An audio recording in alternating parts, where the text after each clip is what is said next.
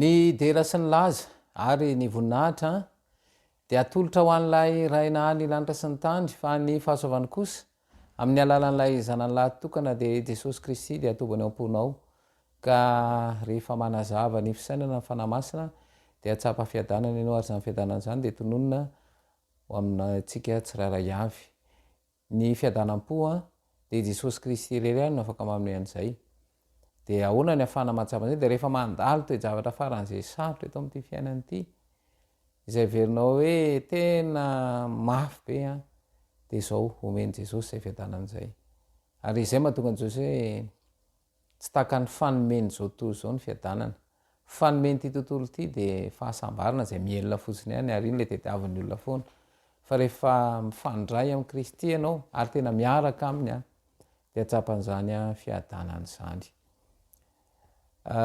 Androany moa dia sabata fifadian-kanina zay programa maneran-tany izy io ary arabaina ianao tonga soa ao anatin'izao programa manokana izao zay raha ny vahoaka advantista maneran-tany ny amin'ity hoe fifadian-kanina ity. Ny fifadian-kanina dia tsy inona fa fotoana manokana izay ahafahana mifandray amin'ny pahary ary fotoana ihany koa izay andraisana taridalana avy amin'ny fanjavan-tsaina izay omeny fanamasina rehefa fahadianina mantsy dia tsy de miasa ny taovam-pandevona-kanina izay iny mantsy betsaka ny raha izay ao amin'io ny taovam-pandevona-kanina io ary miena ny raha zay tonga any amin'ny atidoha fa any amin'ny raha mantsy no mitondra ny oxygène zay ilain'ity atidoha antsika ity ary ny hevitro zay dia izao manamby be lehibe amin'ny fahazavan-tsaina zany ny fotoana fifadian-kanina tahaka an'izao ka dia mirary ianao mba atsapa ny fanatrehan'i kristy mandritra ity fotoana ity ka mialohan'ny tena anomboantsika dia manasanao anondrika ny lohanao fa hivavaka isika.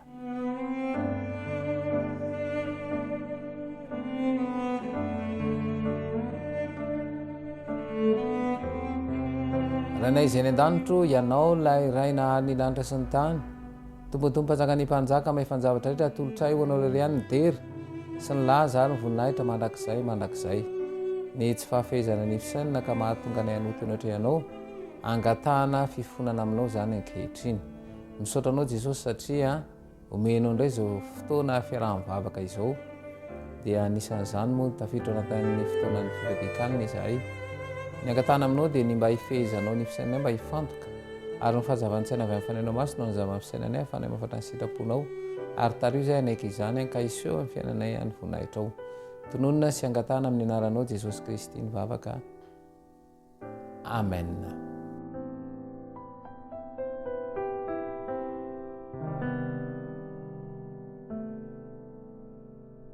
Milohan'ny tena iresahantsika dia ndeha nasanao ary indrindrandrindra moa ny teknisianina mba handefa hira mba ho fanomanana ny fomba-panahintsika ary mba hatonga antsika hifantoka ao anatin'izay amin'ny fotoana izay.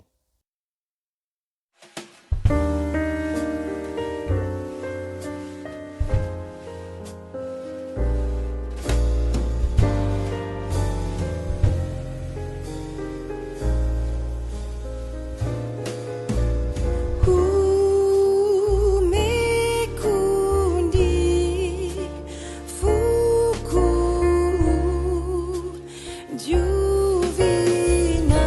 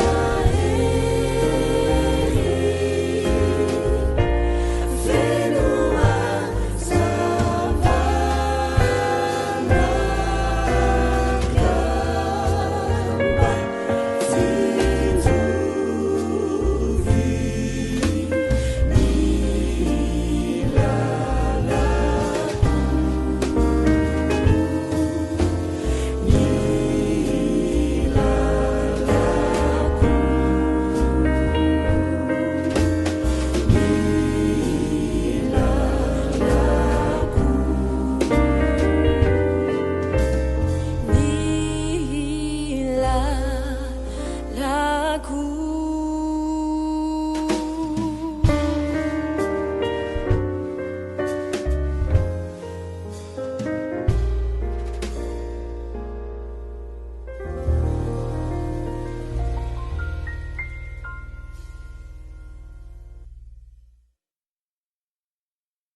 Horesantsika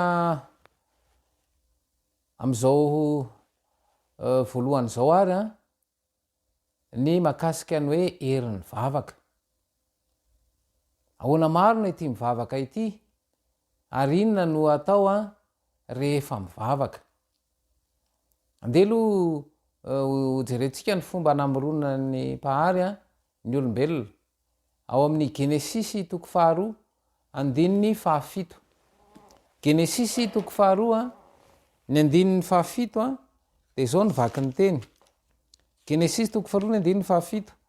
Ary vovotany namoronana ny Jehovahandriamanitra ny olona ary nofony fofinaina mahavelona ny vavony dia tonga olombelona izy.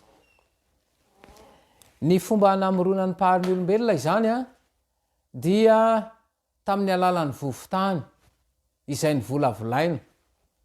Ary rehefa ny volavolaina i vovotany io dia mbola vovotany ihany zany zay, tsy misy heviny. Fa rehefa nasiany mpahary ny fofinaina mahavelona dia tonga olombelona izy. Izany hoe natao ifandray tanteraka ampahary zany ny olombelona. Ilay fofinaina mahavelona tsy inona izy io fa oxygène. Satria rehefa tsy mahazo oxygène ao anatin'ny 3 minitra ny selan'ny atidoha dia maty. Ary rehefa maty moa araka ny ambarasotra masina dia ny olona maty tsy misy na inona azo atao ntsony momba azy na ny fitiavana, na ny fankalana, na ny fialonany sy rehetra dia efa levona ela. Noho izany ny olona velona zany a dia natao ifandray mivantana ary ifandray mandrakariva amin'andro. Ka aoka ianao zany iny fa rehefa mbola misy fofinaina io dia mifandray ampahary, natao ifandray mandrakariva ampahary zany isika. Zao mantsy misy teny ambary ty, ny vavaka zany a dia tsy inona fa rivotra fohy ny fanahy. Ny vavaka ny rivotra fohy ny fanahy, izany no tsy ambaratelo ny hery ara-panahy. Izany hoe ny olona zany rehefa mbola velona izy dia rehefa mifoka rivotra izy dia mifandray amin'Andriamanitra. Ary zay fifandraisan'izay a dia natao ampifantoka ny fisainany eo amin'i Jesosy. Ka ny vavaka izany voalohany indrindra dia tsy lay hoe miondrika be na manakipy maso fotsiny na tsy lay endrika ivelany, tsy lay amin'ny teny vahiny hoe forme, fa izy io zany a fotom-pisainana mihitsy ny vavaka. Mila fehezina zany fisaina satria ao amin'io atidohantsika io izay misy ny saina, ao no miditra mivantana ny fanahy masina izay ifandraisan'ny-pahary amintsika. Noho izany dia izao ny vavaka zany voalohany indrindra dia mila fifantohana, mila fifehezana ny fisainana, ary indrindrindra nyretsika ray manontolo satria anisan'ny fanambarana eto ny hoe resaka zay atao amin'ny Kristy. Tsy hitany maso Kristy fa araka nambara teo hoe amin'ny alalan'ny retsika izay miditra mivantana ao amin'ny atidoha zay fohy be iasan'ny fanahy masina izay anazavany saina ary ho fantatra hoe resaka amin'ny Kristy. Ny mivavaka zany araka nambara teo dia tonga dia retsika iray manontolo mihitsy mifandray amin'ny Kristy. Misy fanambarany ty, ny fivavahana dia famborahana ny fo amin'ny Kristy toy ny amin'ny sakaiza tiana indrindra. Tsy maintsy atao izany a tsy noho ny mba ampahafantatra any Kristy ny toetsika, fa ny mba hahatonga atsika ho afaka andray any Kristy. Ny fivavahana dia tsy mampidina an'Andriamanitra ho aty amintsika fa mampiakatra atsika ho any aminy kosa. Dia zay nge mampatonga an'ilay fitenenana hoe aingam-panahy. Ny mivavaka zany dia fisainana. Ka ianao zany na manakipy maso ary fa ny fisainanao mandehandeha tsy mivavaka zany, ary zay ny fomba mitahany devoly. mba tsy hifandray amin'ny Kristy, satria rehefa tafaray amin'ny Kristy marina ny olona anankiray dia voalohany indrindra aloha mamela heloka izy, satria ny soratra masina dia manambara hoe ny elokay no efitra mamsaraka anay amin'Andriamanitra, noho izany tsy miaino izy. Mazava izany fa rehefa voalohany indrindra aloha zany araky ny nambara teo hoe fomba fisainana ny vavaka dia le famelan-keloka zay nomeny Kristy, satria Kristy raha tonga teto ambony ty tany ity dia nilaza mihitsy izy hoe tsy ho avy antsony marina fa mpanota mba hibebaka. Zany hoe Jesosy zany miditra ny sehatra tanteraka eo amin'ny fiainana, ka zay firaisana amin'i Jesosy zay dia anampy ny mpanota tsiraray avy hivavaka. Averina indray zany fa ny vavaka zany tsy fombafomba, lasa any amin'ny fombafomba zany ny averinao zava-dehibe, fa lay fifantohana nao zany rehefa mifantoka tsara ny fisainana dia afaka hifandray amin'ny Kristy, satria isy zavatra omeny, isy afatra omeny avy amin'ny alalana fahazavantsaina zay omeny dia azava aminao ny fanapa-kevitra zay raisana. Faharoa dia izao, raha mbola misy ngidi-po, raha mbola misy lolo-po dia tsy afaka tena hivavaka. Izao mantsy ny ambaran'ity fanambarana ity, fofinain'ny fanahy ny vavaka, izany no tsy ambaratelo ny ara-panahy. Tsy misy fomba azo asolo izany ahazona fahasoavana zay mitahiry ny fahasalamana ara-panahy. Ny vavaka dia mampifandray mivantana amin'ilay loharan'ny fanahy, manamafy ny retsim-pandre sy ny ozatra avy amin'ny traikefa ara-pivavahana izany. Da tsy keto zany arak'izay fanambarana zay, fa ny vavaka zany dia tsy inona fa tena fotom-pisainana mihitsy. Amin'ny teny vahiny moa zany dia antsoina hoe eta mihitsy zany ny vavaka, fa tsy ilay fombafomba bevavahana fotsiny hafa na dia menkohaka eo anao na mandohalika ary fa tsy voafeny ny fisainana, tsy fezina ny fisainana hifantoka, dia zava-pony zay. Dia zay no mampatonga ny hoe betsaka no mivavaka fa tsy mahazo, tsy mandreny izy satria tsy mifantoka, fa rehefa tena mifantoka ianao dia hitanao fa iseho ny herin'ny vavaka. Tena ilaina zany ny vavaka mba hitombotsika ara-panahy, satria firaisana amin'ny Kristy ary natao hifandray amin'ny Kristy mandrakariva isika. Izany koa ny fomba tsara indrindra ahafahana mitona ny olona eo amin'ny Kristy ny alalan'ny vavaka io. Le fifandraisana amin'ny Kristy zany dia tena zava-dehibe. Amafisin'ny teny zany izay hitantsika ao amin'ny Jauna toko 5:10 dia izao no voalazan'ny teny ao amin'ny 4. Jauna toko 5:4, tomera amiko ary izao aminareo tahaka ny sampany tsy mahay mamoha azy, raha tsy miray amin'ny voaloboky dia toy izany koa ianareo raha tsy miray amiko.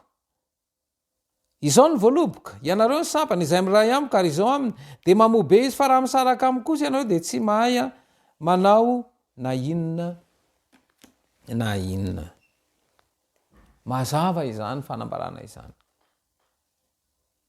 fa ny mivavaka zany dia tena mampiasa ny retsika iray manontolo.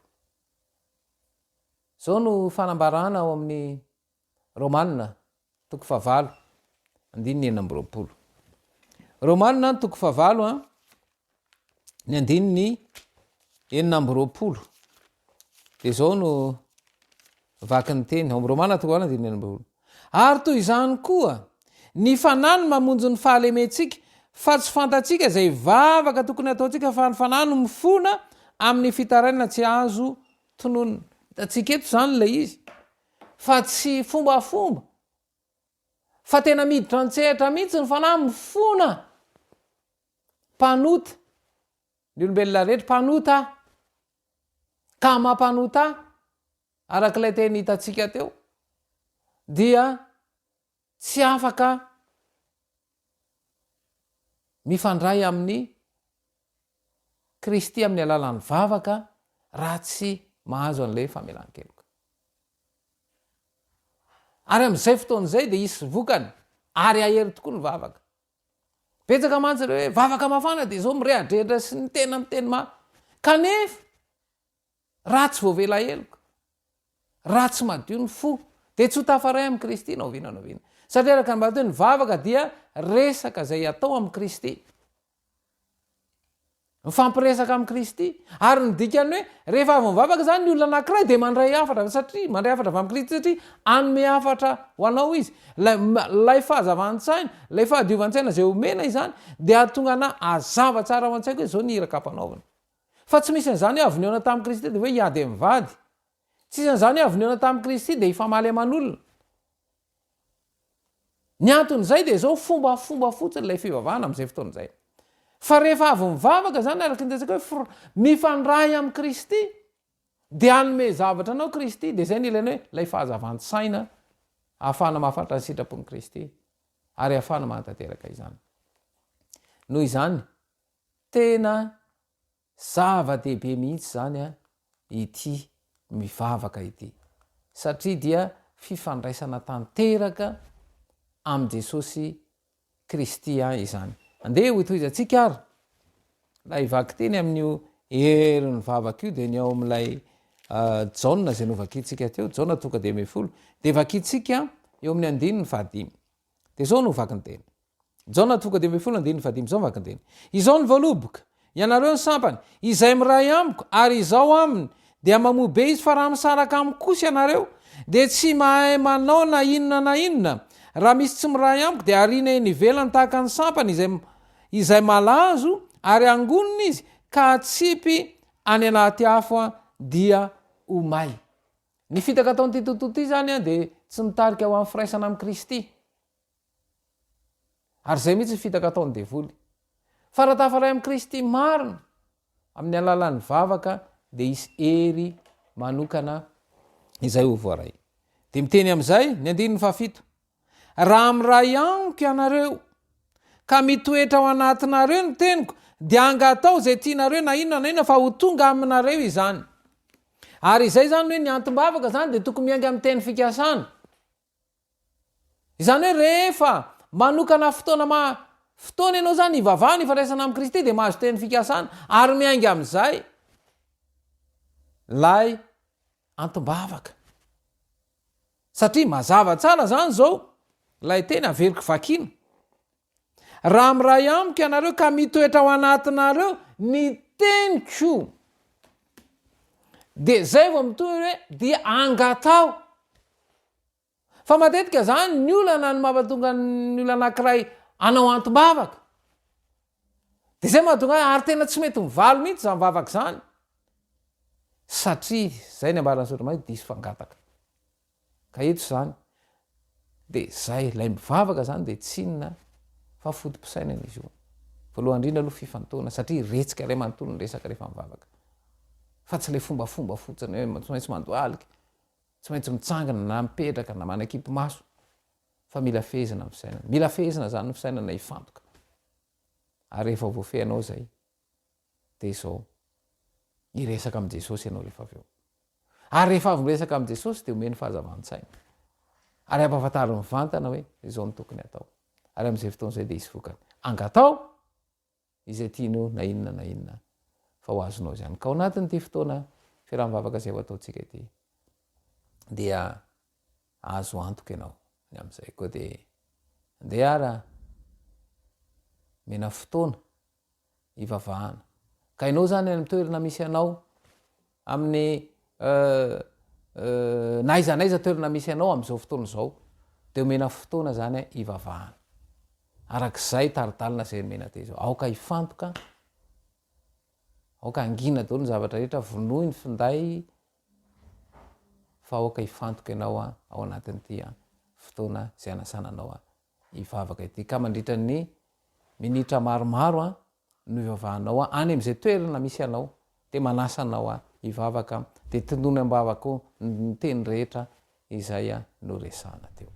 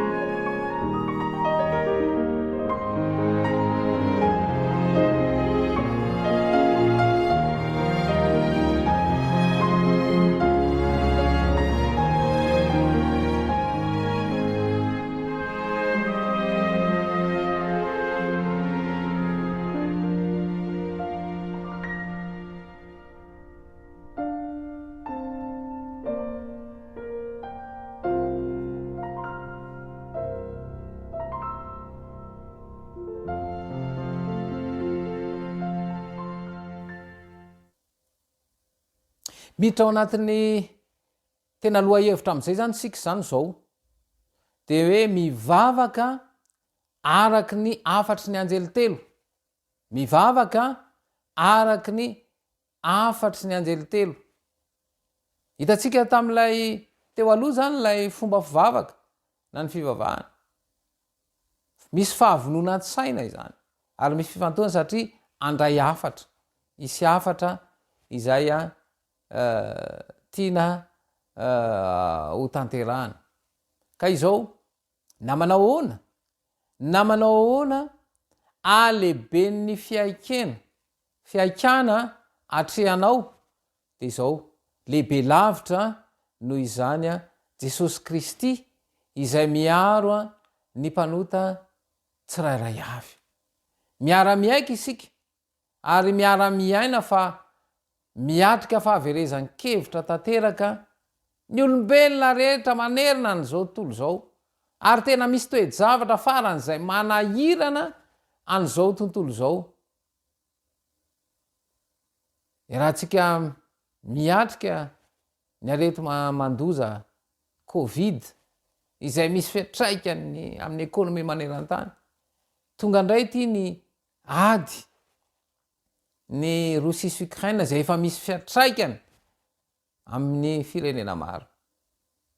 De zao ahoana ary ny atrehana izany rehetra zany, de zao manana teny izay manome fanantenana mihoatra zay eritreretinao Kristy. Anisan'izany ny ao amin'ny Hebreo toko 4 andininy 4:12. Hebreo toko 4 andininy 4:12. De zao no vaky ny teny ao amin'ny Hebreo toko 4 andininy 4:12. De zao vaky ny teny: ka aoka isika natona ny seza fiandrianan'ny fahasoavana amin'ny fahasahiana mba azahoantsika famindrampo sy ahitantsika fahasoavana ho famonjena amin'izay andro mahory. Zava-dehibe zany teny zany. Aoka isika natona ny seza fiandrianan'ny fahasoavana amin'ny fahasahiana mba azahoantsika famindrampo sy ahitantsika famonjena amin'ny andro mahory. Ao anatin'ny tontolo feno zavatra tsy azo antoka dia mamaly toy izany ihany koa ny teny fikasana izay hitatsika ao amin'ny Jeremia toko 7:30 andininy 7. Jeremia toko 7:30 ny andininy 7. De zao ny vaky ny teny ao amin'ny Jeremia toko 7:30 andininy 7: antsoa de hovaliko ianao, ka ampisehoko zavatra lehibe sy sarim-pantarina izay tsy fantatrao. Antsoy de hovaliana. Antsoy Jesosy fa afaka amaly anao izy. Ary ho an'ny mpino izay manenina ny lasa na matahotra ny amin'ny ho avy dia manome fanasana mivelatra Jesosy zay mivaky toy izao amin'ny Matthieu toko 1:20 andininy 7:20. Matthieu toko 1:20 andininy 7:20. De zao vaky ny teny: makanesa ty amiko ianareo rehetra zay miasa fatra sy mavesatra entana, fa izao no hanome anareo fitsaharana. Miantso zany Jesosy mba hankany aminy izay miasa fatratra sy mavesatra entana, fa izy hanome fitsaharana. Nevitra zany de zao hoe matokiany Jesosy fanahirana toe-javatra izay iananao de eo mandrakariva izy izay anampy atsika. Noho izany ny mivavaka araka ny soratra masina dia manome heviny ny vavaka zay ataotsika ary mamela n'Andriamanitra zany iteny mivantana amin'ny alalan'ny teniny, de tsy inona fa ny Baiboly. Noho izany araky ny loha hevitra lehibe izay eo ataotsika ny hoe mivavaka araky ny afatry ny anjely telo. Noho izany inona ary no ambaran'ireo afatra ireo? De ndeha ary ho jerentsika ny afatry ny anjely voalohany.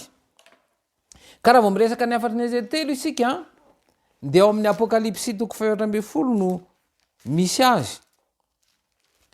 Apokalipsy 4:20 de vakina manomboka amin'ny 9 ka izao rehefa mamaky an'ity afatsy telo ity sika tsongotsika de mamaky avy hatrany teny fa ny lohateny aloha izay manome atsika ny tontolo-kevitra izay iresahana.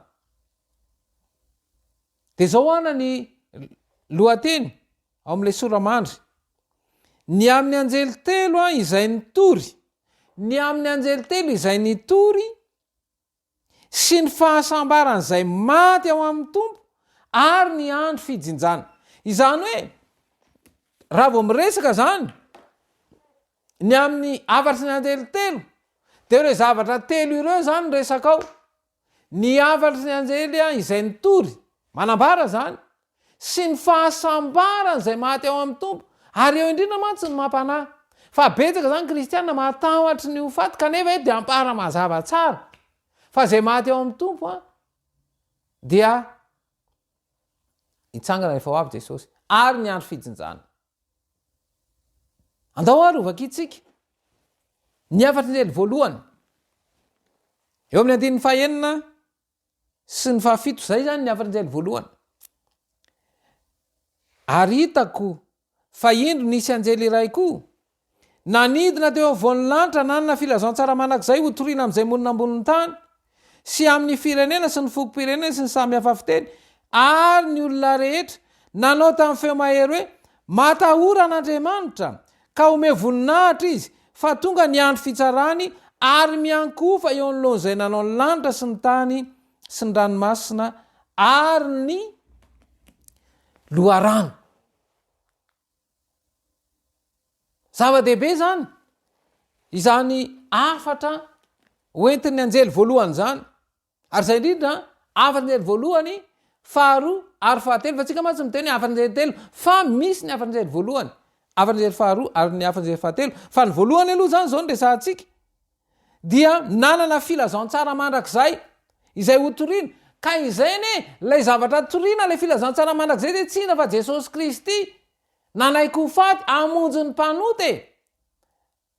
Tsy misy marina na de iray ary fa manamarina ny mpanoty Kristy tamin'ny alalan'ny rano izay anamarina ny mpanota rehetra. Izany ange ny filazantsara mandrakizay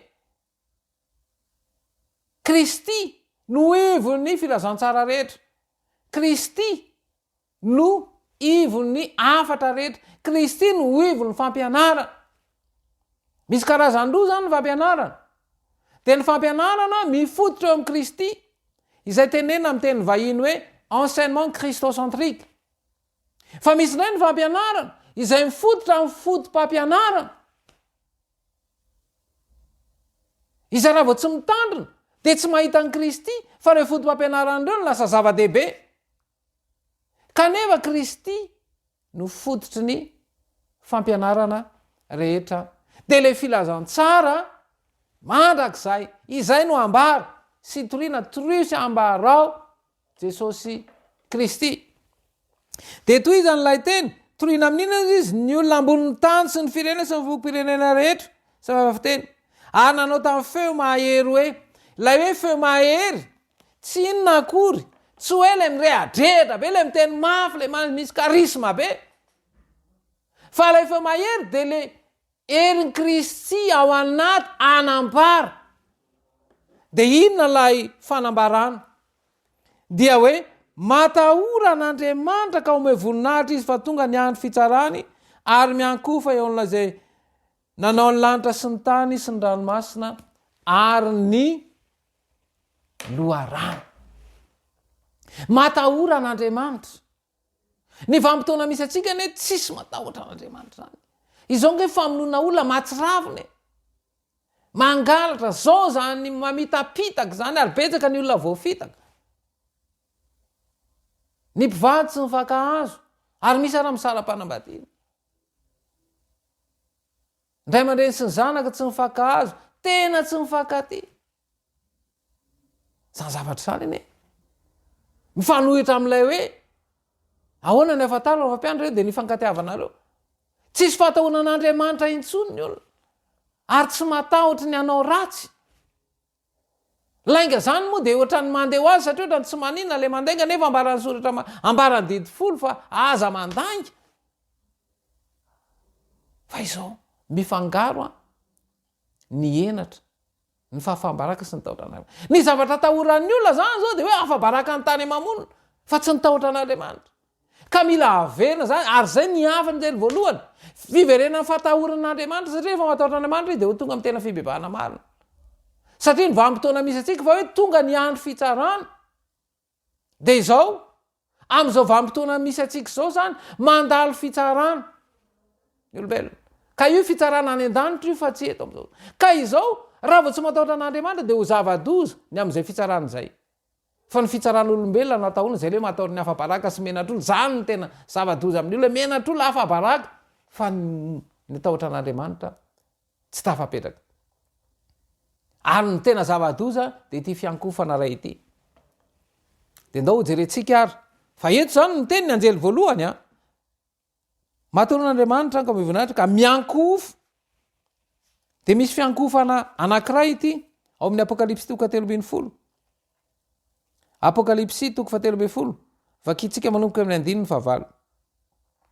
Ary ankoka eo anoloany ny olona rehetra monina ambonin'ny tany dia izay tsy manana ny anarany voasoratra ao amin'ny boky ny fiainana zanak'ondry izay voavonatra amin'ny fanorenana izao tontolo izao.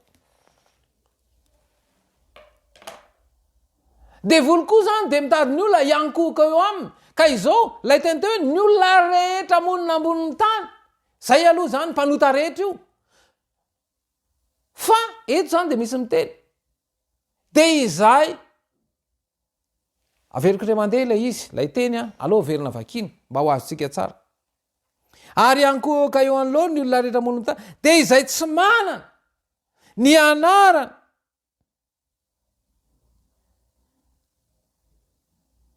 voasoratra ao amin'ny boky ny fiainana zanak'ondry izay voavonatra amin'ny anorenana an'izao tontolo izao. Izany hoe amin'izao vanim-potoana misy atsika izao zany dia fanoratana ny anarana ao amin'ny boky ny fiainana zanak'ondry. Ary zay no amin'ny tany devoly mba tsy hifantoka ao amin'ny tena fitiavana Andriamanitra. Satria ny tena fitiavana ane dia zao amin'ny lafiny efatra eo amin'ny maha-olona. Ndao nge vakitsika ny eo Marka 2:20. Marka 2:20 andininy 30. Marka 2:20 andininy 30 dia zao vaky ny teny. Marka 2:20 andininy 30. Koa tiavan'i Jehovahandriamanitra ao amin'ny fonao rehetra sy ny fanahinao rehetra sy ny sainao rehetra ary ny herinao rehetra. Izany hoe ireo zavatra efatra io zany dia miaraka tsy azo sarahana.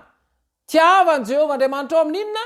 Fonao rehetra, ny fanahinao rehetra, ny sainao rehetra ary ny herinao. Jereo tsara fa rano rehetra. Izany hoe ray manontolo mihitsy tsy azo sarahana.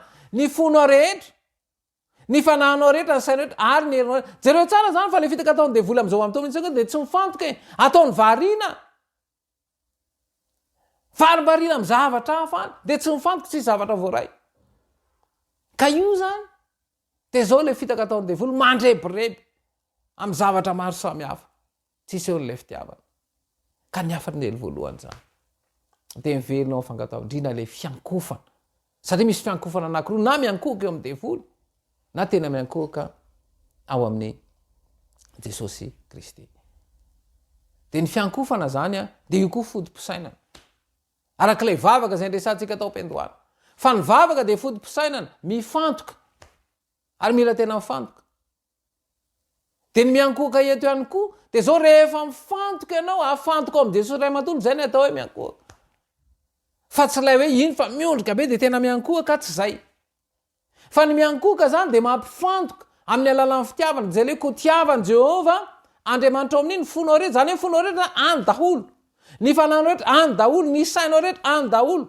Ary miseho amin'ny herinao zay, dia zay voalohany indrindra voafehanao ny fihetsem-ponao Ray Manontolo. Tsy voahelingelina amin'izay firaisana amin'i Jesosy zay. Dia misy fotoana anankiray izay io koa mifitahan'ny devoly amin'ity resaka fiankofana ity. de ny andro anankiray izay nasain'i Jesosy ifandraisana aminy de tsinona fa lay andro fafito de ny sabata izany. Zany hoe eo zany de anehoana n'le fiangonana. Ka ny fiankovana zany eto de mazava fa rehefa tsy voafehiko ny fisaina de tsy miankohako zany. Ary zava-dehibe zany resaka fa raha miresaka ara-panahy zany isika. Ny ara-panahy de retsika. Fa tsy lay fombafomba fotsiny hoe mitondra baiboly. Iny mitondra ara-panahy be fa mitondra baiboly. Nefa rehefa tezitra mahay miteny amin'ny teny tsy fantatra. Rehefa tezitra tena maneho atezerana enjana be. Ary zay le hoe le fiverenana fahatahorana an'Andriamanitra. Fa mampatahotra ny olona de tsy azo ny zavatra zay ilaina. Ho an'ny tanora de ny mampatahotra azy de ny hoavana, indrindraindrindra ny tsy fahazahoany antoka ny zavatra ilaina. De inona moa ny tena ilaina de ny zavatra mahafinaritra. Ary io zany lay fitaka anankiray izay atao mifangaro zany mba tsy ho azo de amin'ny Timoty faharoa. Timoty faharoa toko fahatelo any amin'ny 14 tapany faharoa amin'ny 14. Tia ny fahafinaretana mihoatra noho nina, fitiavana an'Andriamanitra, manana ny heriky ny toe-panaraka an'Andriamanitra nefa mandany herina. Ary zay le hoe am'izao zany fomba pivavahana, endrim-pivavahana fotsiny izay tsy mitarika ho any am'izany firaisana sy faneom-pitiavana an' Jesosy izany. Rehefa malala. Mbola mamitaka le mpanjaka an'izao famezinana zao. Mandrebireby izy. De amin'ny fomba hoana vremeny de zavatra zay jereny masonao. Ary zay mampatonga ny hoe miady mivady anie am'izao fotoana zao satria iny misy tovavy manao akanjo manaitra de mitodika ranga tezitra maty fa inona ny jerenao. Ary zay nge le izy. Zay le famitana taon'ity tontolo ity. Karazana sary mihetsika. Ary indrindra ny zavatra henona de ny karazana hira. Ary ny hira tian'ny olona am'izao de ny hira mampihetsiketsika miteraka filana de ny filana ambany. Fenao raha vao mijery mpandihy de ninona no ahetsiketsiny eo mba antonana ny olo variana any amin'ny filana ranofo. Ny fofona. Ary indrindraindrindra ny lafiny ara-tsakafo. Ny zavatra ilainy ty atodohantsika ity. Randra sakafo ny resahana. Dia siramamy, fa tsy ilay siramamy vidina eny amin'ny mpivarotra kory io, fa siramamy azo avy amin'ny voamadinika na ny sereal. Fa rehefa mihinana an'iny ianao dia raisiny rehefa mandalo ny fandevona-kanina dia raisin'ny aty de voatahiry ao amin'ny aty amin'ny alalantsiny hoe glycogène. Ka rehefa mitady an'izay lay selany retsika de ao izy maka an'izay siramamy. Kanefa zao ny olona tia mamy be mihitsy. Ary zay manemba. Noho izany ny ara-panahy. De tsy inona fa fifehezantena tanteraka. Amin'ny teny vahiny de discipline personnelle. Zay ny ara-panahy. Fa tsy endrikendrika ivelany, tsy fomba pivavahana fotsiny. Tsy endrikendrika ivelany. Fa tena misy fifehezantena tanteraka mahafetena. Ka raha tsy mahazo le fahazavan-tsaina, izay omeny fanamasina tsisy tafavoaka. Ary zay le hoe devoly de tia ny ankohaka. Tia anisany misy fiankofana anankiray nge. Nga ny olona mafy an'ity finday ty intsony. Fina miresaka raha mivady de finday eo ihany. Ny maso atao finday fa tsy any mivady. Na miresaka raha ndray valesa zanaka de any finday. Ka na makany am-piangonana de mbola finday ihany ny eo ampelatana. Tanitsika am'izany ny fiankomana zavatra tena voafitaky ny devoly. Ny tompany anampy ary afahana mahazo ny fahazavan-tsaina. Mba hatakarina zany teny zany. Andeha hivavaka indray. Mena fotoana indray tsika any am'izay toerana misy anao any de mivavaha. Ary tena mivavaha ny tolomam-bavaka fa fotoana mena fotoana indray tsika anaovana an'izay vavaka manokana izay.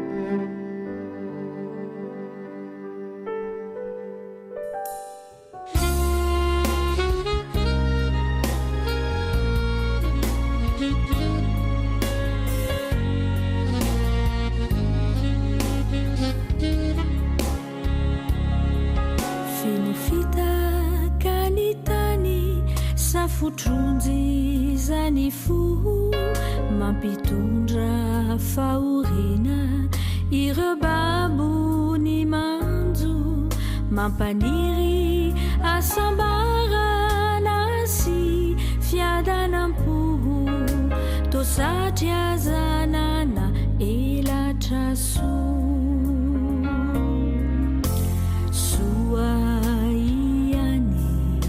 fa aolay raitsy to mamonjy ireo rerakampo ireo votondrano maso votompahoriana maro dia maro toko ampaherezonao za airiray be indrafozay tony ravy nahihitsana eny kioloka hanampa aretana sy aza vanatrahany rambola tany kio ny tany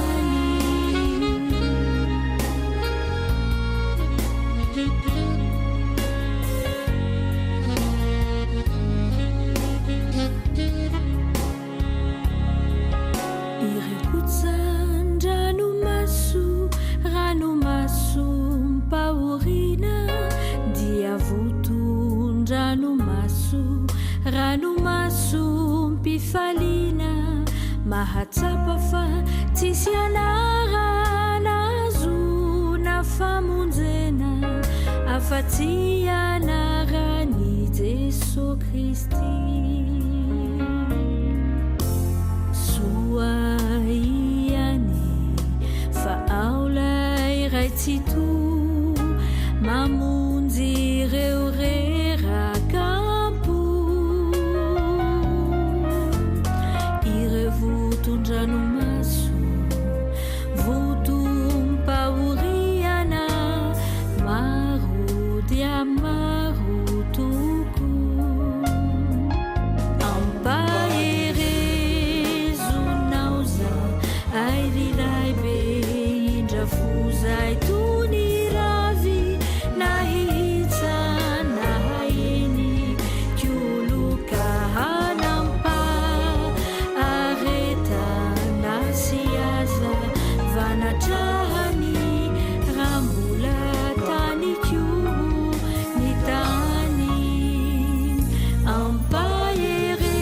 ampaherezonao za airiray be indrafozay tony ravy nahitsana eny kioloka hanampa aretana sy aza vanatrahany rambola tany kio ny tany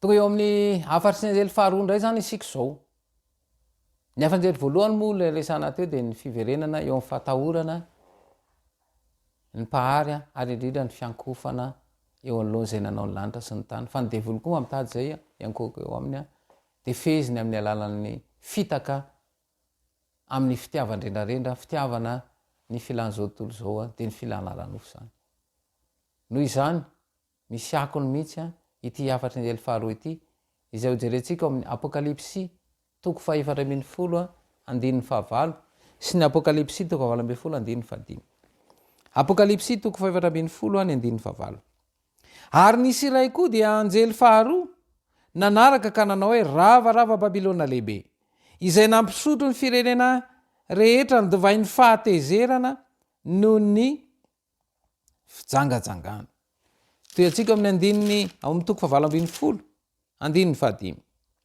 apokalipsy toko 7:15 fa ny fahotany efa nitehika tamin'ny lanitra ary Andriamanitra efa nahatsiaro ny ratsy nataony ary ny fahotany efa nitehika tamin'ny lanitra zany hoe tena zavadozana iny zavatra mitrangy satria rehefa tsy miverina ny fahatahorana Andriamanitra dia tena zavadoza ny zavatra izay mitranga ao amin'ny boky herin'ny fanandrana zany de miresaka Ellen White ary manazava ny fianjeran'ny Babilôna ary tsy ho tanteraka nefa zany raha tsy efa miseho reto zavatra reto nampisotroiny Babilôna ny firenena rehetra ny divainy fahatezerana noho ny fijangajangana eto moa zany de misy teny anohitra izay resana nampisotro ny firenena rehetra ny divainy fahatezerana noho ny fijangajangana ny fomba fanamboarana divay dia ranom-boaloboka na lona de lasa mivaty ao alcool amin'ny teny vahiny zany izy io de antsoina hoe fermentation de tadedio tsara izany fa raha raisitsika ny olombelona tadedio hoe raha misy olona zany mitana lolo-posingidi-po de reny nge le maneho fahatezerana be ary eto zany dia misy zavatra mifangalo eto ary nyfijangajangana moa dia tsy inona fa tsy fanekena zay ambaran'ny soratra masina eo ihany koa zany de misy ilay fijangajangana teo zany de misy ny fampianarana zany izay mitarika ny rehetra hemitra de tsy inona fa tsy hanaika an'lay filazantsara mandrakizay de ny fampianaran'ny Kristy fanombana ny drafitr'Andriamanitra ho an'ny zanak'olombelona zany ary noho izany dia misy ny tsy fahatokina ary indrindra ny fahavetavetana ara-panahy na tenenina amin'ilay teny hoe blasphemie ary ny zava-misy am'izao fotoana zao ke tena mahatsiravina fa io zany efa miseho any amin'ny fiangonana fa tsisy mahafantatra ary zay mampatonga hoe mila ilaina ny tena fifoazana marina ho tonga amin'ny tena fifoazana tena toe-panahy araka an'Andriamanitra satria de misy fampianarana any ary betsaka ny mampianatra zavatra zay mifanohitra amin'ny tena ambarany ny soratra masina satria tiana tsy ho azo zany satria raha vao tonga amin'ny fibebahana marina ny mpanoty de voavelany elony ary rehefa voavelany elony de voakosoka mihitsy ny fahotana ary zay no famitana izay mbola ataon'ny mpanjakan'izao famazinan'izao miasa amin'ny hery rehetra sy ny famantarana sy ny fahagagana mandainga ary ny fitaky ny tsy fahamarinana rehetra satana ary mbola mampiasa an'izany izy andao jerentsika ny voalazan'ny Tesaloniana faharoa toko faharoa andin'ny sivy ambin'ny folo andin'ny fahasivy sy ny faha raika ambin'ny folo Tesaloniana faharoa toko faharoa andin'ny fahasivy sy ny fahafolo Tesaloniana faharoa toko faharoa andin'ny fahasivy sy ny fahafolo de zao ny vakinteny fa ny fiavian'le iny dia araka ny fiasan'ny satana amin'ny hery sy ny famantarana sy ny fahagagana mandainga rehetra ary ny famitana momba ny tsy fahamarinana am'izay ho very satria tsy mandray ny fitiavana ny fahamarinana izay famonjena azy am'izay ho very mamitaka ny devoly ary famitahana io zava-dehibe ka aiza aloha ny famitahana voalohany ataony de jerentsika ny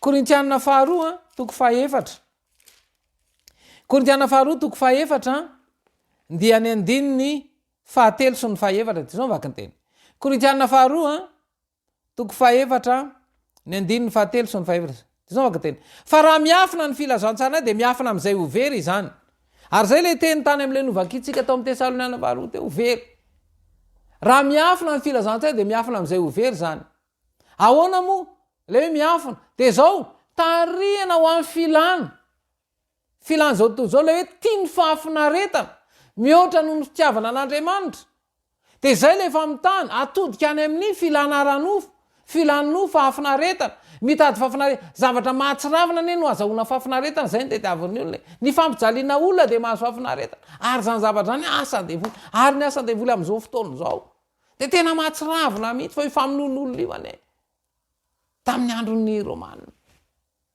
famonoana zany hoe mijery ireo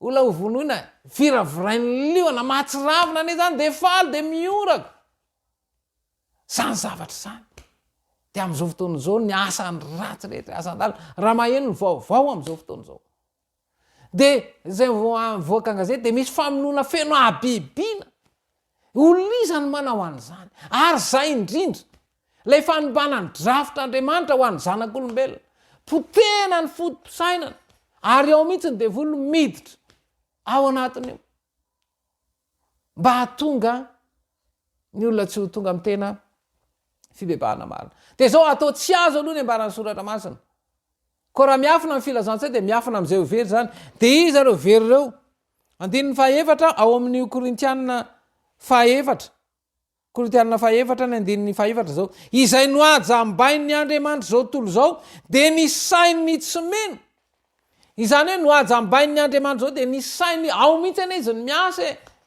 ny olona zany zao rehefa io ny tiny tsy azonao ataony ninona izy fa voatenena amin'io dia tafitoana ary zay lay fandrika zay satria ny olona rehefa tafitoana tsy hibebaka tsisy asan'ny fanahy masina miasa ao fa ny fanange rehefa miasa dia zao ny fiasan'ny fanahy rehefa mandre tena enge ny olona dia ny fiasan'ny fanahy rehefa miasa ao ny fanahy dia zao ny zavatra hitrange ao amin'ny asan'ny apôstôly asan'ny apôstôly toko 2 andininy fafito amby 30 dia zao mivaky ny teny ary raha nare izany ny olona dia voatsinona tampony ka nanao tamin'ny petera sy ny apôstôly aminay ry rahalahy inona ny ataonay rehefa miasa zany ny fanamany dia manindrona ny fo tonga asainy ary mametraka fantaneny raha inona no ataonay fa izao ke zany rehefa tafitoana ny olona tsy raharahako zany ary tena amin'ny teny mahery izy fantatro rangazy ataoko tsy zany ampianarina ho an'izany ary ny tena zava-doza dia misy mihitsy zany re tsy amitra-pihavanana aminao naoviana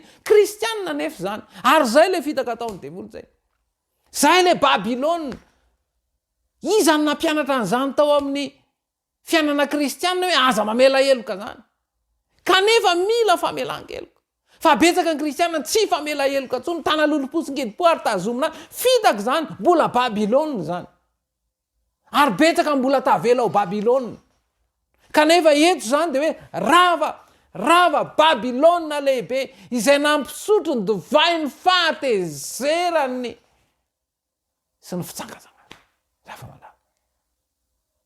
ary raha vao tsy azo zany ny ambarany soratra masina dia tsy inona nefa fa lay filazantsara manaky kristy izay voalohany indrindra nitarika ny olona hibeba ka ahoana no hitariana ho amin'izany fibebahany zany dia zao tsy asan'ny mpanoto io fa kristy ny miasa avy amin'ny alalan'ny asan'ny fanamasina dia zao ny voalazany jaona toko 1:10 ny andininy fahavalo jaona toko 1:10 andininy fahavalo zao maka teny ary raha tonga izy dia ampiaiky zao tontolo zao ny fahotana raha tonga izy dia ampiaiky zao tontolo zao ny fahotana izao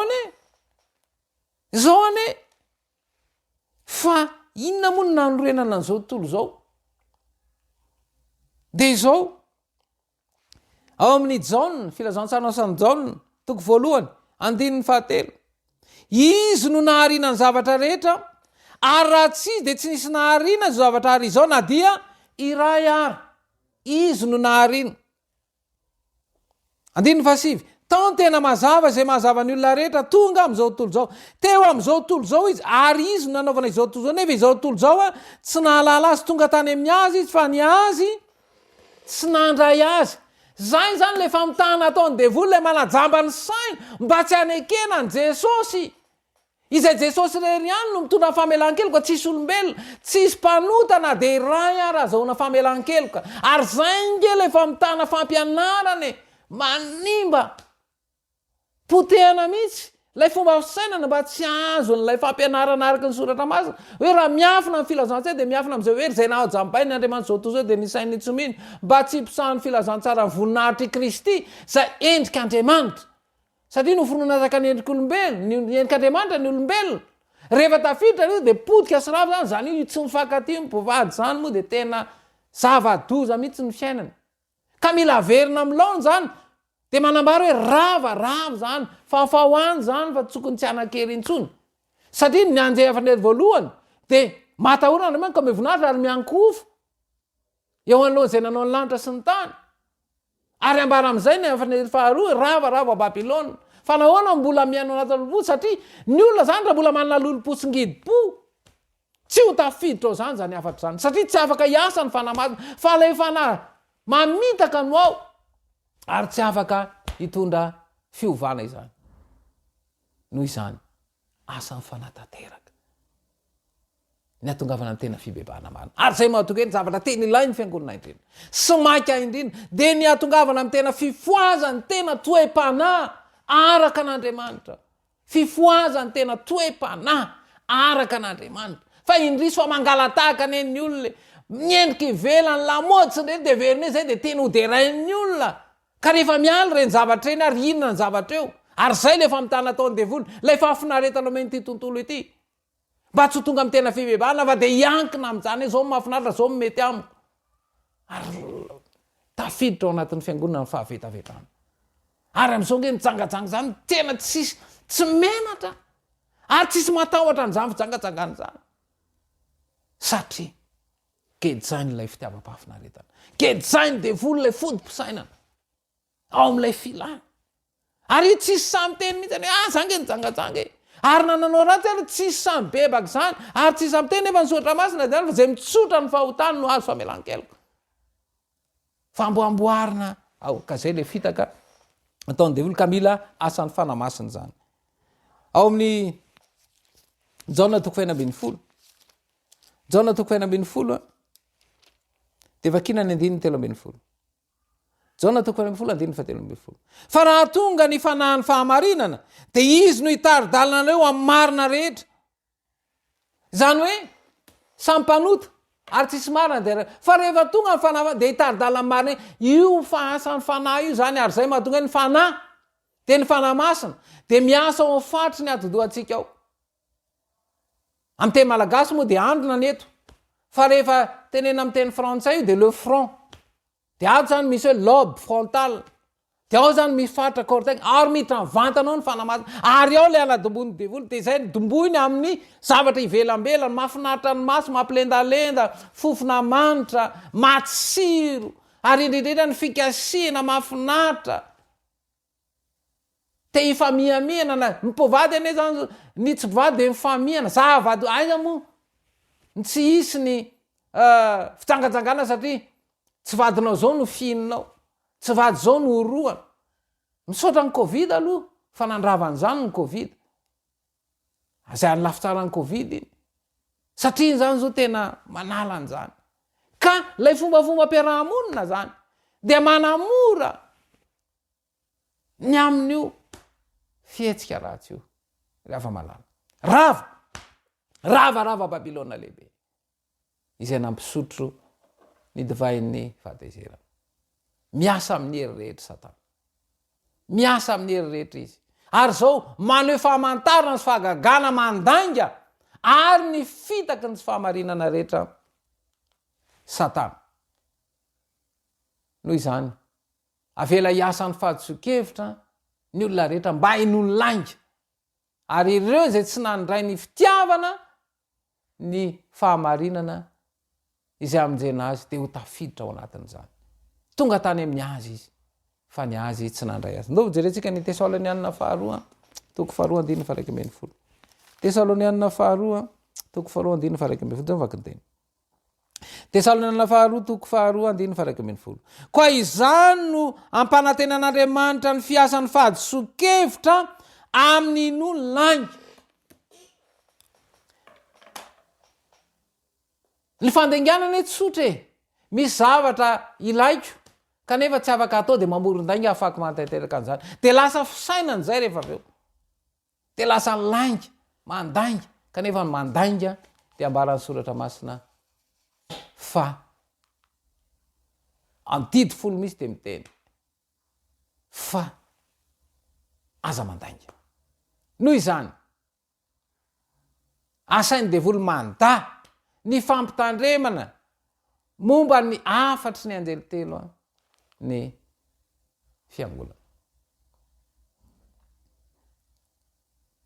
Ny soratra masina irery any no tsy miova fa raha ny zavatra eto amin'ity tontolo ty zay nge ny tendansany hoe miova foana io e ary iny amin'ny tany devolo fa ny tenin'Andriamanitra mazava fa raha mitoky amin'ny tenin'Andriamanitra ianao raha mitoky amin'ny Kristy ianao de zao ny teny fikasanao mene ao amin'ny Isaia toko fefapolo Isaia toko faefapolo a Isaia toko faefapolo a de vakina ny Isaia toko faefapolo a de vakina ny andininy fahavalo de zao makateny maina ny ahatra malazo ny voniny fa ny tenin'Andriamanitra dia aharitra mandrakizay de ao amin'ny Hebreo toko fahatelo ambin'ny folo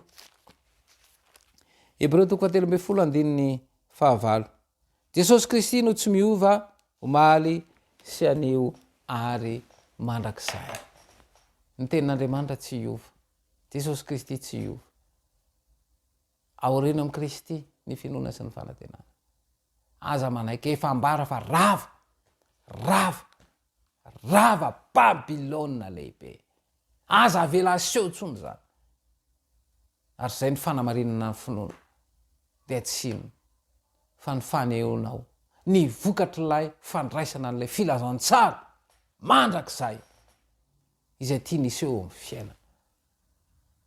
Ny finoana fa palota ary Kristy nanaiko ho faty ny solo eloka nitondra ny eloko ary nanamarina sy nanamasina dia aseho izay.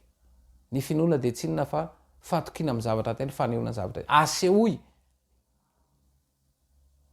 fa mamela eloko Jesosy ary manova ny fiainana ary zay ao anatin'izay fanovana ny fiainana zay de tia ny aseho zay satria tia ny Kristy iseho amin'izao vanim-potoana zao tany tsy tandalana izao feno faharatsiana sy fijaliana hoe mbola hafa izay niaona tamin'i Jesosy. Aseho fa rava Babilôna tsy mandray an'izany fampianaran-diso rehetrarehetra zany zay mampifangarongaro ny zavatra tsy izy fa tiany Jesosy ho vavolombelona andeha hiaina n'izany teny zany isika ka samy indray mitolona-bavaka tolominao mbavaka eto mo raha misy antomavaka de samy mifampiresaka ianareo eto zany de mifampiresaha tsara ndray mifanatona ny ao atokantrano na any am-piangonana naiza toerana misy ianao raha misy miaraka mivavaka aminao de mifanatona mifampiresaha miresaha ahoana zany afatra zany ahoana rava tokoa hoe Babilôna ahoana anandravana zany de samy mitolona-bavaka ny tsiraray avy mandritra nyity fotoana ity.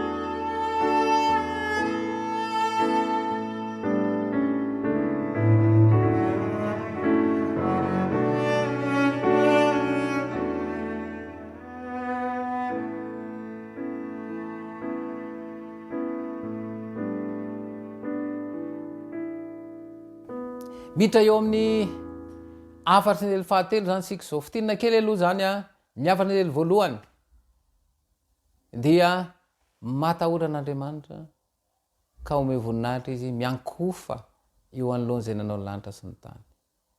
Zay ny afatry ny elo voalohany ny afatranjery faharoa ravarava Babilôna lehibe izay nampisotro ny divainy fahatezerany sy ny fitsangatsangana.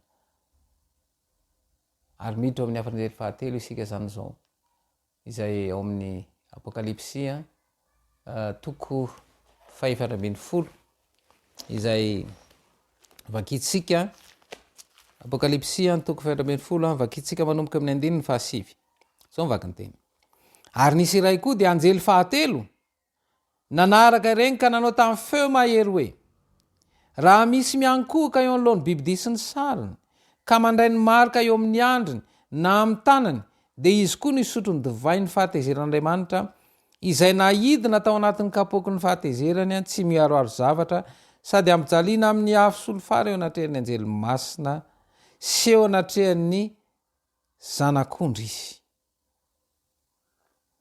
Ary nisetroko ny fijaliany dia miakatra mandrakizay ary tsy manam-pitsarana na andro na alina izay miankohoka eo anoloany bibidia sy ny sariny na izay mandray ny mariky ny anarany. Ny afatry ny anjely fahatelo dia mitarika eo amin'ny fanapahan-kevitra na miankohoka eo anoloany bibidia sy ny sariny na miankohoka eo anoloan'ilay pahary ny lanitra sy ny tany. Noho izany dia izara roa zany ny taranak'olombelona vokatry ny fifanoherana misy eo amin'ny filazantsara ny famonjena amin'ny alalan'i Kristy sy ny filazantsara ny famonjena amin'ny alalan'ny drangona dia le kerobima lava tandremo zany. Fa ny afatry ny anjely fahatelo dia tsy afatry ny bibidia fa ny fambokasen'ny rano zanak'ondry amin'ny alalan'ny fanamarinana ny finoana. Ka raha vao tsy mitanina zany dia izao fanbokasen'ny drangona ny voaray mila mitandrina tsara. Averina vakina ilay teny. Ary nisy iray koa dia anjely fahatelo nanaraka ireny ka nanao tamin'ny feo mahery hoe raha misy miankohoka eo anoloany bibidia sy ny sariny ka mandray ny marika eo amin'ny andriny na amin'ny tanany dia izy koa nisotro ny divainy fahatezerαν'Andriamanitra izay nahidina tao anatin'ny kapoky ny fahatezerany tsy miaroaro zavatra sady ampijaliana amin'ny afo sy ny solofara eo anatrehan'ny anjely masina sy eo anatrehan'ny zanak'ondry izy. Ary nisetroko ny fijaliana dia miakatra mandrakizay ary tsy manam-pitsarana na andro na alina izay miankohoka eo anoloany bibidia sy ny sariny na izay mandray ny mariky ny anarany. Zany hoe iverenana kely zany mba azontsika an'io dia iverenana kely zany zao lay fitaka lay tany amin'ny Babilôna tany amin'ilay anjely faharoa lay fampianarana satria ny devoa zany teny hoe Andriamanitra tsy mifaditrovana io ary tsy mamela heloka ary zay lay fitaka zany zay dia asehony zay sary zay dia izao lay fijaliana zay azo any devolany io asehony io ka raha vao tsy mitandrina zany dia lasa taotry ny devoly zay zavatra anjohan'ny devoly no hampanapa-kevitra zay tsy tondra fiovampo fa ny an'i Kristy dia afa-pitiavana ny azy dia iverena lay tahotra dia lasa matahotra ny overy matahotra an'ireo sary aseho zay anjohan'ny devoly ireo dia zay le manapa-kevitra ary zay mila azo tsara ary zay mampitonga ny filazantsara ny famonjena amin'ny alalan'ny dragona dia le kerobima lava izay afangaro zany le izy ary zay mampatonga zay fomba fitenenan'izay ilay fampifangaro arona izay aseho ka raha vao tsy mitandrina dia izao tandremana fa ny afatranjely fahatelo dia afatry ny fanombokasen'ny rano zanak'ondry amin'ny fanamarinana ny mpanota izay isaina ho azy ka ny atao hoe isaina dia izao andray ohatra anankiray mananjanaka efatra amin'ny rahalahy efatra menadaza fady telo lahy vavy anankiray izy efatra menadary io lasa nandeha nianatra dia nanamboatra mofo dia io mofo io zany isaina ho azy miraha ho azy efatra menadary de rehefa tonga izy de ambarako aminy resako aminy hoe misy mofo ny saiko anareo telo mianatao. Ny hevitray de omeko azy fa izao mila fantany ireo misy zay ary ekeny de zao tsy hitany masony fa amin'ny alala foana ny ekeny hoe mila an'izay de angatan'le izy de omeko azy de lay za manome azy iny zay le mizara zay le zany manino ny fanamarinana zaraina iny zany ny antsony hoe fanamasinana averinandre mandeha zany Kristy manamarina ny mpanota tamin'izy nanaiko faty eo amin'ny harovijaliana rehefa nyteny izy hoe vita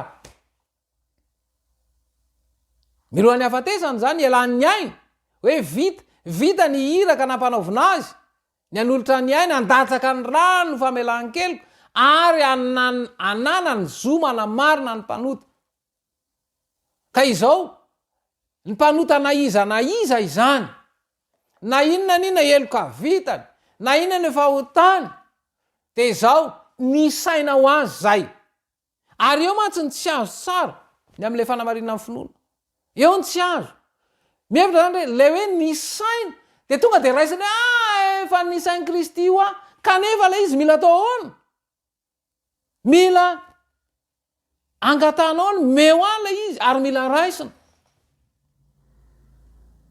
ka le amin'ny Jesosy manome an'iny zany de mitarika anao izy iroso midinga ny fanamasinana ka ny fanamasinana zany tsy ny re mandeha fa mandritry ny androm-piainana ary zay le famitana izay le fitaka amin'ny fampianarana raha vao tsy azo zay ary zay le mbola hoe tandremana lay afatra zay faharoa teo fa lay fampianarana tsy any amin'izy satria zay koa le teny hoe ko raha miafina ny filazana de miafina am'izay ho very zany ary eo zany le mila azo tsara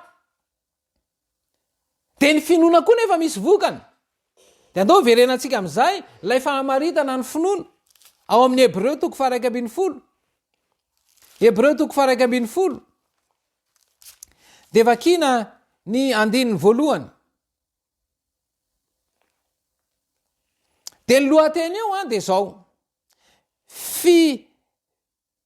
filazantantara mampiseho ny herin'ny finoana sy ny valiny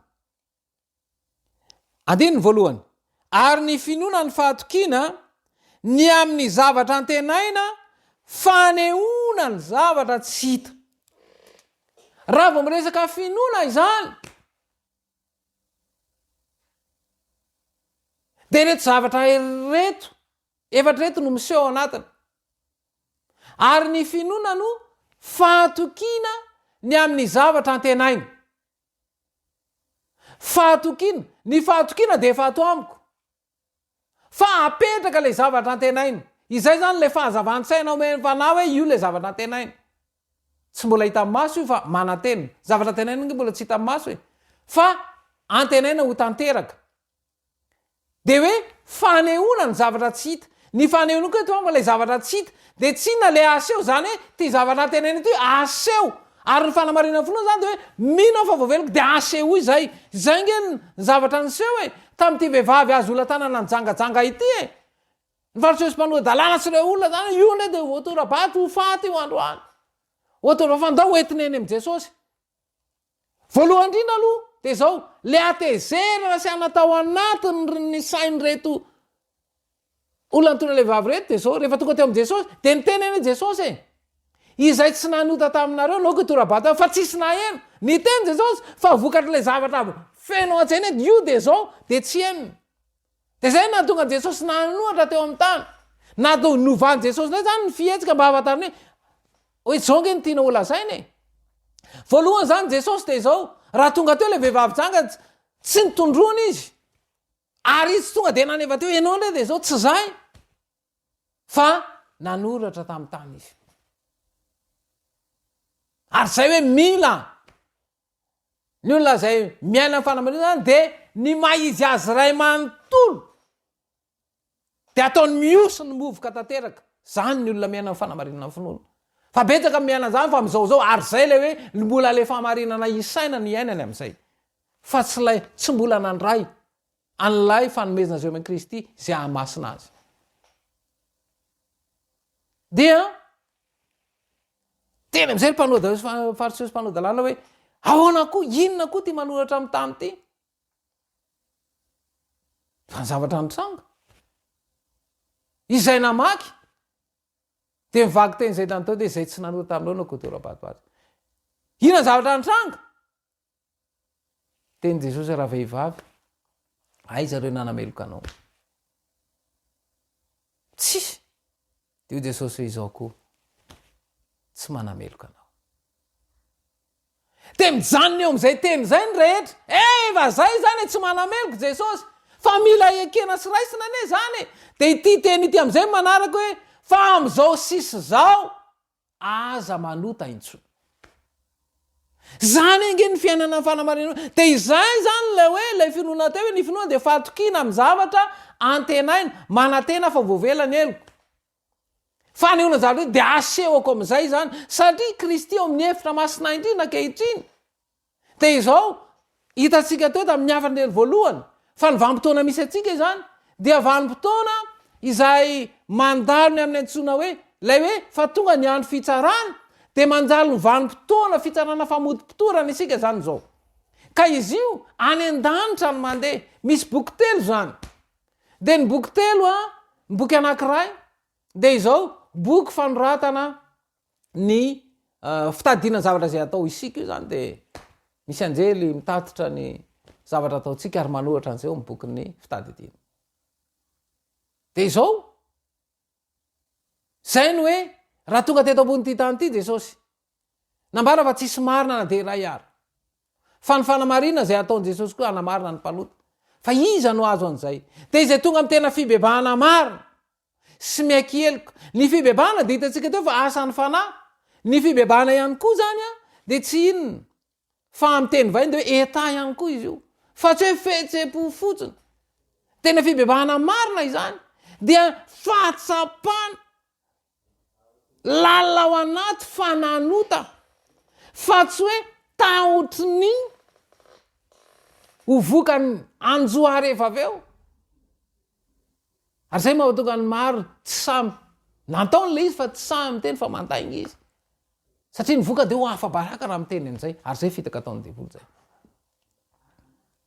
satria rehefa tonga ny fibebahana marina zany mpanota anankiray de miaikeloka ka ny fekeikeloka zany de fanonana masom-bovahana tonga de raha nijangajanga tonga de tenge nijangajanga raha nangala de teneke nijangajanga ary zay mampatonga ny hoe tsy misy fiovana le fiainana satria tsy tonga am'izay de tsy miova mihitsy ary nefa zay life fahavetavetahana ara-panahy izay iaina ny kristianina am'izao fotoana zao iaina ny mpivavaka am'izao fotoana zao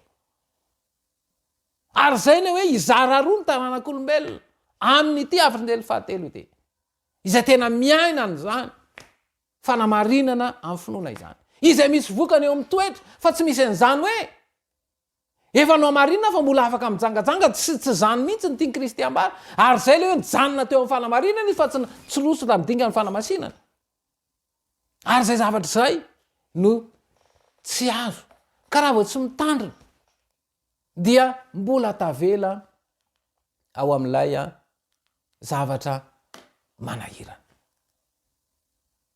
noho izany tonga kristy anafitra ny mpanota anafaka azy ao anatiny zany tontolo ratsy rehetra izany noho izany de resaka mivantana izy satria asany isika ary izy no anome ny zavatra rehetra mba ahatonga atsika iaina tanteraka ao anatin'ny zavatra zany de izao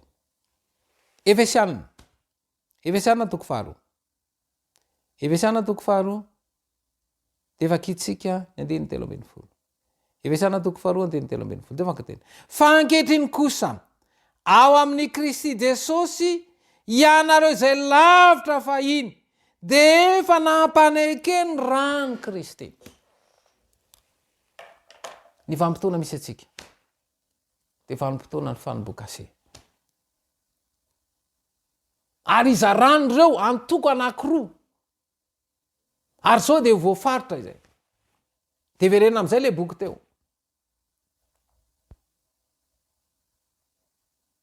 Am' Kristy eo amin'ny efitra masina indrina ankehitriny, izay tonga amin'ny fibebahana marina ka miaiky ny elony, de le miaiky eloka de manonona amin'ny masom-bovany, ka raha mandalo ny anarana amin'ny fitsarany lanitra, ka ny bebaka marina izy ary niaiky ny elony. De zao ny ambaran'i Jesosy: aza sokafana ny bokin'ny fitadidiana, fa sokafo kosa ny bokin'ny fiainana, ary soraty ao ny anarana. Zany ny zavatra misy, ary zay mahatonga ny hoe tsy avelany devoly hitodikany fa eto amin'ity fiainany ity, ny zavatsoa n'ity fiainany ity, ny zavatra tsara eto amin'ity fiainany ity, ny mirentirenty sy manintona ny maso, mifofona manitra, mampilendalenda, mba hahatonga ny olona ho variana, satria am'izao vamin'tao zao mandalo ny fitsarana. Io zany tsisy mahafantatra ary tsisy maintsy satria any an-danitra. Ary zay ny hoe amin'ny finoana avokoa nge ny ainana ny zavatra, satria ny zavatra tsy hita maso de amin'ny finoana no anekena azy. Ary zay ataony variana ny olona. Ka rehefa voasoratra ao amin'ny bokin'ny fiainana anarana, de izao omena am'izay le ery ahafahana miatrika ny vanim-potoana misy atsika am'izao fotoana izao, de tsy inona fa ny ranorana farana, de tsy inona fa lay ery ahafahana miatrika ny toe-javatra, ahafahana miatrika n'ilay tena fiavian'i Kristy, satria mialohan'ny fiavian'i Kristy de mbola misy andro mahaory, andro mahaory izay anjo ny taranak'olombelona. Noho izany mila mazava tsara ao an-tsaina ny hafatra. Zay mampatonga an' Jesosy miteny atao amin'ny Luka 4:20. Luka 4:20 ny andininy 4:70. Luka 4:20 ny andininy 4:70. Andininy 4:70 azafady. Dia nanokatra ny sain'ireo izy alalan'ny soratra masina. Izany hoe le fahazavany saina zay omen'i Kristy tao le mazava na hazavany olona rehetra, de nanokatra ny sainy alalan'ny soratra masina. Ary rehefa fantatra ny soratra masina de mandray fanapahan-kevitra iandany tanteraka amin'ny Kristy. Ary misy iraka zay ampanaovina azy, de tsy naniraka ampanaovina azy. Andiny 7:20. Ary mba ho toriana amin'ny anarana ny fibebahana sy ny famelan-kelo amin'ny firenena rehetra monina ambony manomboka eto Jerosalema, ary ianareo no vavolombelona zany. Ary zay le vavolombelona de le vokatry ny fiasan'ny finoana iova ny toetra, ary misy iraka ampanaovina de ny anambara zany. Zany ny vavolombelona fibebahana marina sy fikekeka marina, de mila ambarany amin'ny hafa izany. Ny hafa telo de tiana ho ambara sy tiana hiaina. Andeha vavaka indray isika, ohatran'le teo ihany no atao, samy mifampiresaka de miaraka mitolona-bavaka. De raha misy andomavo de manona antom-bavaka ianareo, de hoeto am-bavaka mandritra n'ity fotoana izay ivavahana ity.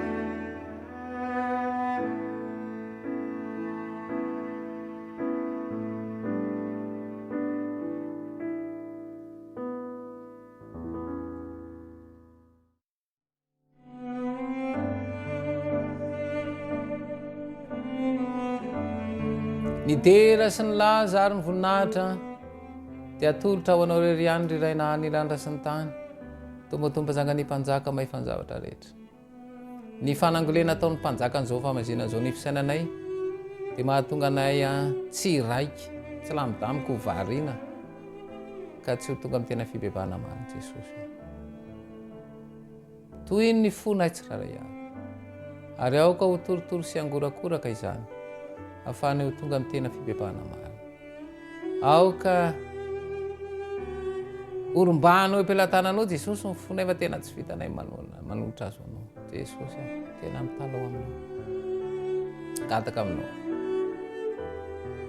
meo anay ilay fo vaovao fa tsy mety miova mihitsy ny toetra atao daholo zao fombafomba mpivavahana rehetra fa tsisy vokany eo amin'ny fiainana ary ny zava-doza ary vao maika me manandra-tena hoe zay ny tena mpivavaka zay ny tena masina zay ny tena zao ka izay le ory sy malahelo ary tena mitanjaka mihitsy azy satria mbola miseho ny fahatezerina rehefa tena teza mbola mitana lolo-posingidy po mbola tsy mety mifamela heloka angataka ny hery fanalomasina aza mosina ka mba hafantatra azahoana ny tena ambarany soratra masina dia ny herin'ny fananao ary indrindrandrindra ny hevitry ny teny rehetra amin'ny baiboly indrindra ty hafa sy ny eliteny ty ary ampio izay mba hitory izany ampio mba azo an'ilay hery ahafana mamita ny hiraka sy ny hafa izay ankininao aminay ety mivavaka manokana ireo manana olona Jesosy io ireo manana hati-panahy ireo kifiketraka reraka ampo ampahirezo izay nary fiadanam-pony omena ho azy ireo tsiraray avy ary aoka ny teny rehetra izay nresana ty dia izy vokany any amin'ny mpiaino ary aoka mba hampiatra izany zay ka iseho amin'ny fiainanay voninahitra tononona sy angatana amin'nanao Jesosy Kristy mivavaka amen.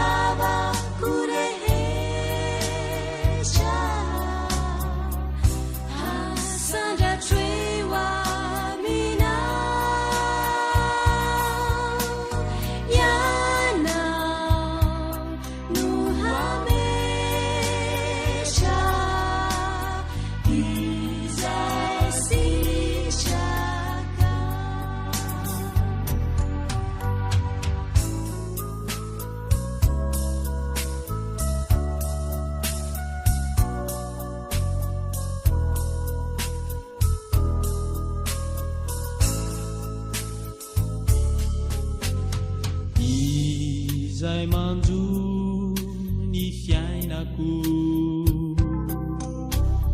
tomany sisen tompo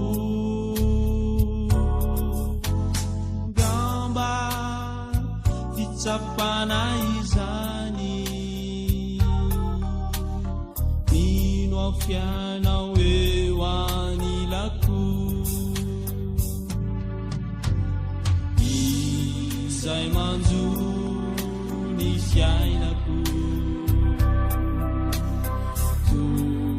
manisisen toko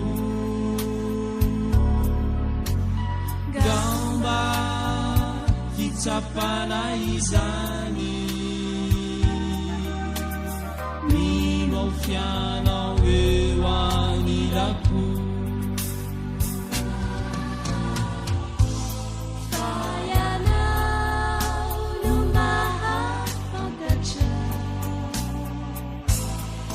Mahasu ni fiaraku